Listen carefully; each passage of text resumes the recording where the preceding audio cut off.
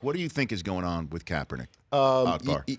It's hard. It's hard not to think that he's being blackballed. When you look at guys during the offseason who's been signed, T.J. Yates, Austin Davis, after the Colin Kaepernick, it was almost as like that was just kind of a storefront, a facade to bring in Kaepernick to Seattle. I think about E.J. Manuel. I think about you can't tell me these guys are better than Colin Kaepernick. And yes, Colin Kaepernick is not the same Super Bowl quarterback we saw with the San Francisco 49ers, but he can't get a backup job. I mean, that part to me I think we're really witnessing some of this. And I think it's going to be something we're going to look back 15, 10 years from now.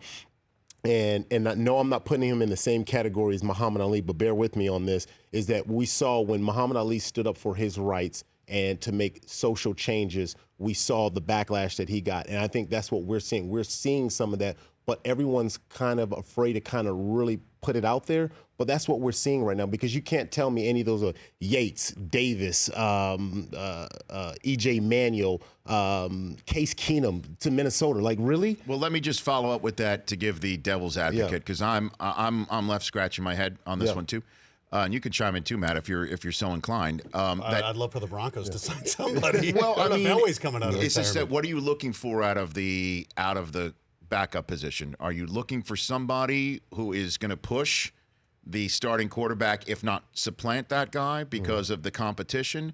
Or do you want somebody who is just going to get there and just be there and happy to get your 2 wins if called upon? But that's what backups are. I mean, but backups aren't. I mean, is Austin Davis really pushing? Is E.J. Manuel really pushing? He's Derek not, Carr? which is, well, I mean. What about financially, too, though? I mean, are those guys, is Kaepernick going to sign for the same amount that they are? He would as a have to, backup? because he's not in demand. And I don't think that he's going in there saying he's got to break the bank. I think he's just not being given the opportunity. Seattle bringing him in, to me, just seems like a facade. It doesn't seem like they were legitimately interested. And then you turn around and say, okay, yeah, Austin's our guy.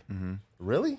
Like, Russell Wilson goes down. But do you think he was saying, I'm not coming in as the backup. I want the starting position, or I want starting money? I think he knows his place. I think he knows right now that he's going to have to fight for that position, because it happened to him in San Francisco. Right. He was demoted. He had to fight his way back in, and he was actually didn't even really have to fight because, whatever, they tried to make the change. But, yeah, he's not the same guy. And, it's just sad to see what happened, because he's trying to he's socially conscious now.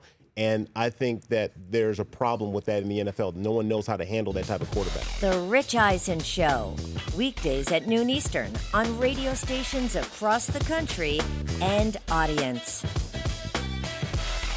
If you like that video, be sure to download our app.